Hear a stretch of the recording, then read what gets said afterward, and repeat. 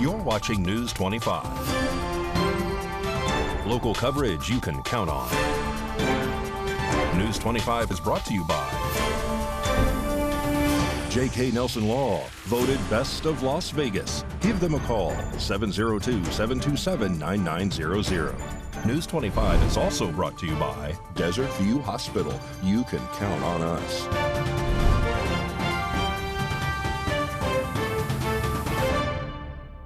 Hi there. Today is Monday, October 2nd, 2023. Welcome to News 25. I'm Missy Kohler. A two-vehicle crash happened over the weekend. News 25 reporter David Preston has this story. Jason Ernest of Mount West Lawyers. Don't be bullied by insurance companies. Call me, 775-727-9500. There was a two-vehicle crash at Highway 160 and 372 over the weekend on Saturday afternoon. According to the report, both cars, a gray Toyota SUV and a dark Chevrolet, were attempting to beat yellow lights and collided in the intersection. The dark Chevrolet was attempting to turn left onto northbound Highway 160 from 372. The Toyota was attempting to cross Highway 160 to continue west on 372. One person was injured with wrist injuries but refused medical at the scene. Nye County Sheriff's Office, Nevada Highway Patrol, and Pahrump Valley Fire and Rescue arrived on the scene. Highway 160 southbound traffic was being diverted away from the crash site, while northbound lanes of 160 remained open. There were no other injuries. Both vehicles received major damage. A Las Vegas man is now arrested after shooting an innocent bystander and killing him. Rory Roselle has the details. A suspect has been arrested for murder after a stray bullet from an alleged fight struck an innocent bystander just north of the Las Vegas Strip on September 30th. The shooting was reported at 11:35 p.m. at the 1500 block of Las Vegas Boulevard, according to a Las Vegas Metropolitan Police Department statement. According to officials, the man was believed to be walking on the sidewalk when a fight broke out in a nearby business. The suspect, 27-year-old Marvin Williams, was arrested in connection to the shooting. He was booked into the Clark County Detention Center on 7 charges, one being open murder and the other 6 are discharging a firearm into an occupied structure. Williams' court hearing is scheduled for Monday, October 9th. Police say this investigation is still ongoing. Anyone with information is asked to contact the Las Vegas Metropolitan Police Department's Homicide Section at 702-828-3521. Or if you would like to remain anonymous, you can call Crime Stoppers at 702-385-5555. FEMA and the FCC plan a nationwide emergency alert test for October 4th. Mikey Ruhan has the details. FEMA, in coordination with the Federal Communications Commission, will conduct a nationwide test of the emergency alert system and wireless emergency alerts this fall. The national test will consist of 2 portions testing WEA and EAS capabilities. Both tests are scheduled to begin at approximately 2:20 p.m. Eastern Time on Wednesday, October 4th. The WEA portion of the test will be directed to all consumer cell phones. This will be the 3rd nationwide test, but the 2nd test to all cellular devices. The test message will display in either English or in Spanish, depending on the language settings of the wireless handset. The EAS portion of the test will be sent to radios and televisions. This will be the 7th nationwide EAS test. FEMA and the FCC are coordinating with EAS participants, wireless providers, emergency managers, and other stakeholders in preparation for this national test to minimize confusion and to maximize the public safety value of the test. The purpose of the October 4th test is to ensure that the systems continue to be effective means of warning the public about emergencies, particularly those on the national level. All wireless phones should receive this message only once. The following can be expected from the nationwide WEA test. Beginning at approximately 2:20 p.m. Eastern Time, cell towers will broadcast the test for approximately 30 minutes. During this time, WEA-compatible wireless phones that are switched on within range of an active cell tower and whose wireless provider participates in WEA should be capable of receiving the test message. For consumers, the message that appears on their phone will read, "This is a test of the National Wireless Emergency Alert System. No action is needed. The EAS portion of the test is scheduled to last approximately 1 minute and will be conducted with the participation of radio and television broadcasters, cable systems, satellite radio and television providers, and wireline video providers. Nye County is seeking comment on the county hazard mitigation plan survey. Nye County is in the process of updating their hazard mitigation plan. The hazard mitigation plan serves as a framework for developing hazard mitigation projects that will reduce the negative impacts of future disasters in the communities of Nye County. So completion of the plan update is critical. Part of the planning process includes gathering potential future hazard events that concern residents. Nye County seeks your input on the Hazard Mitigation Plan survey and will help inform planning and preparedness activities countywide, identify gaps in community preparedness needs, and improve overall emergency and disaster communication. The Hazard Mitigation Plan survey is available online at publicinput.com/E5822. For additional information or a paper copy of the survey, please get in touch with Patrick Lazenby at Nye County Emergency Management via email at dplazenby@nyecounty.nv.gov or by calling 775-751-4279. We're going to take a break, but when we come back, we'll tell you about the Nye County Veterans Banner Program. Stay with us.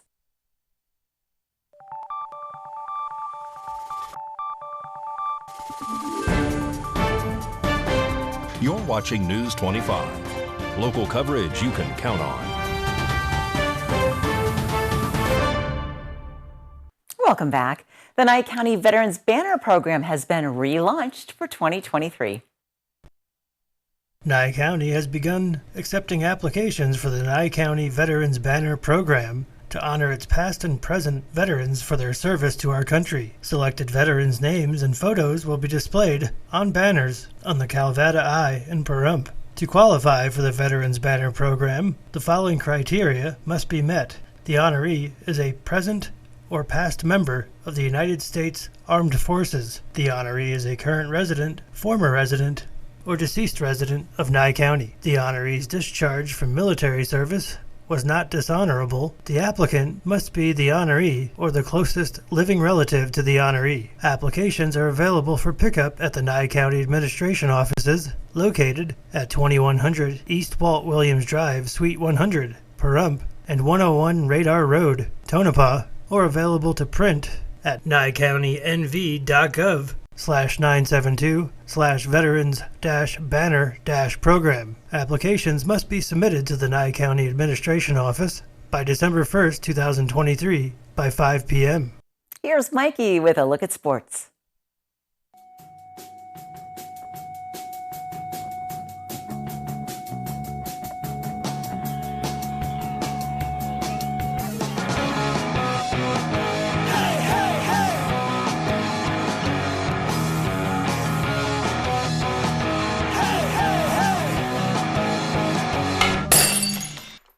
Time now for your News 25 look at sports. WNBA playoffs. Las Vegas Aces rolling through undefeated, beating the Dallas Wings in the semifinals on Friday, 64-61.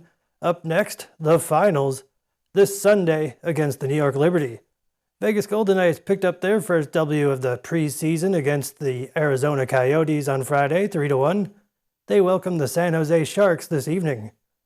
The Raiders lost another one in L.A. on Sunday. Chargers with the win, 24-17. They welcome the Green Bay Packers for Monday Night Football, October 9th. Pahrump Valley Trojans lost a rough one on Friday to Democracy Prep, 28-20. They're at home this Friday against Moapa Valley Pirates this Friday. That logo is pretty scary. And that's your look at sports on News 25. Pat Lemming from Never Forgotten Animal Society is here to tell us about a big boxer dog named Callie, who was rescued from California. Today's Rescue a Pet segment is brought to you by Realty Executives in Action. Put the team at Realty Executives in action for you. Hi everyone, this is Pat with Never Forgotten Animal Society at 3091 North David Street off of Bella Vista in the north part of Pahrump. I have the pleasure of introducing you to a dog that we rescued from a kill shelter in California. Her name is Kelly, and she is an 8-month-old. We don't know what. We know a boxer, possibly Great Dane mix. She is a very, very loving and sweet girl. She is quite large, so you need to have a very big yard for her to run, and probably be best if she had some toys and stuff to play with too, because she's high energy because she's still a puppy. She is here at Never Forgotten Animal Society at 3091 North David Street. We are open Monday through Saturday from 10 until 5 every day, and you're welcome to come by and see her. No appointment is necessary. She is part of our big dogs that we have. We have approximately 10 big dogs right at the moment, which here in Pahrump are very hard to place because most people are looking for small dogs. But if you happen to be in the market for a very sweet, loving, and kind little girl, this is she. She's very friendly. She's very loving to everyone. We're not sure how she's around other dogs at this point.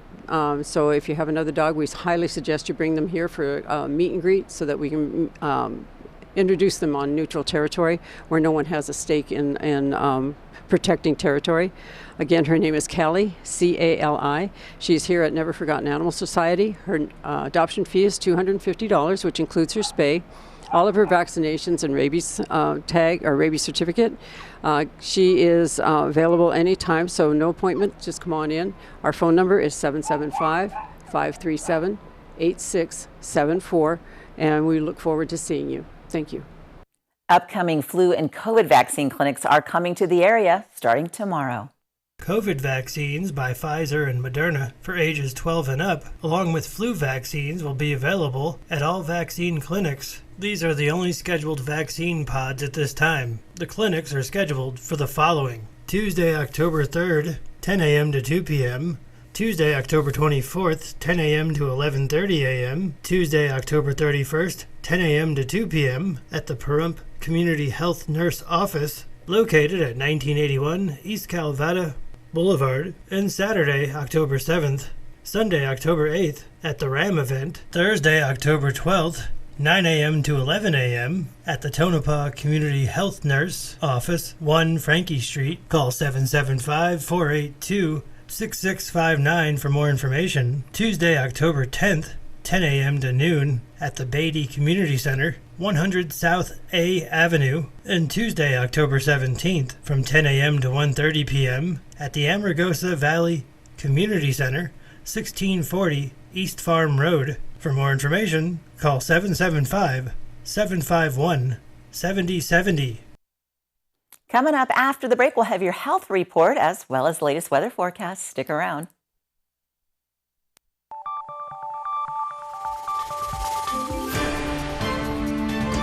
You're watching News 25. Local coverage you can count on. News 25 is brought to you by Mountain West Lawyer, Injury Attorneys, 727-9500. Thanks for staying with us. A recent study from a federal health agency found that long-term exposure to certain kinds of air pollution could possibly be linked to the risk for dementia. I think the findings are helpful and also support what other people have found previously, that there seems to be a relationship between exposure to higher levels of fine particulate matter and dementia. Dr. Charles Bernick with Cleveland Clinic was not part of the study, but says researchers looked at 9 emission sources. Some of those included agriculture, wildfires, road traffic, and coal combustion for energy production. They also reviewed data from nearly 28,000 adults who are 50 and older over a 10-year span. Ultimately, they found 15% developed dementia. In addition, they learned that agriculture and open fires had the strongest air pollution dementia associations. So how exactly does air pollution play a role with dementia? Dr. Bernick says they are still trying to figure that out. There's several potential ways air pollution could affect the brain. One is through just inflammation that it causes in the lungs, in the body, that may also enter the brain. there's a thought that actually the toxic properties of the air pollution itself could directly enter into the brain, but we really don't know. Dr. Bernick says people should not panic about the results. However, it does highlight the need to help reduce air pollution for public health. News 25 WeatherCam is brought to you by Lerner and Rowe Injury Attorney's Office in Pahrump. In a wreck, need a check? Call 702-877-1500. Taking a peek at the Lerner and Rowe weather cam. Wow, those are some beautiful clouds. Fall weather felt like this weekend, didn't it? Is that going to continue? We'll find out. John's up next with your weather forecast.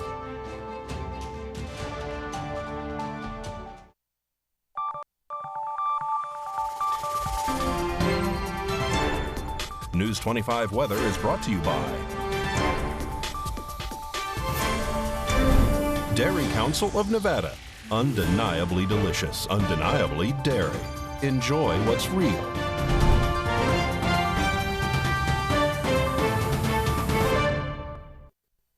Hi, good evening, Nevada. It's John Kohler from the KPVM Channel 25 Weather Studios, all up and down the Ace Country Radio Network and to your mobile device on the local BTV app, the app that has everything except the bagel. 63 degrees in Fernley. Fallon hit 62. Carson City, 64 degrees, and didn't even look back at Tonopah, who got the Cool Spot Award winner at 55 degrees, 35 at night. Boy, it's getting cold up there. Goldfield, you're almost in the money at 57. Beatty, starting to sweat a little bit as we head south, 70 degrees. Nice. 75 out in Amargosa is not a terrible hot spot. It's kind of perfectly wonderful. Las Vegas, 73. Not too bad on a fall day. Love it. Death Valley, 85 degrees and still closed up till October. And here in the Paradise of Pahrump, well, let's take a look. 71 degrees. That's our current temperature. 74 just a little bit earlier. Mostly sunny skies today. Winds not really a factor out of the west and northwest at 9 miles per hour. Sun rose this morning in all its glory. Hope and promise for a new day at 6:40, and it sets this evening at 6:26, picking up another couple minutes a night, don't you know? Congratulations, fans of the darkness. Rejoice. Low tonight, 51 degrees as we head down with just some winds at 7 miles per hour. It's going to be a gorgeous night for a sunset. A few clouds in the sky, and coming up tomorrow, sunshine. 6 days of sunshine, in fact, and temperatures starting to rocket up. We'll see us recovering from this dearth in the 70s. We got 80s tomorrow, mid-80s, then upper 80s. We get to 90 degrees on Friday, Saturday, Sunday. It's going to be a gorgeous weekend. Winds low at 8 miles per hour. No clouds in the sky. We got a little cloud coming on Monday, but no real talk of rain. So it's a gorgeous stretch of weather to enjoy, and I hope you do. All right, looking forward to the weekend. Back to the desk. Here's Missy Kohler. Thanks, John. That doesn't look too bad at all. That's going to wrap it up for us tonight. Thank you so much for watching News 25. I'm Missy Kohler. Have a great night.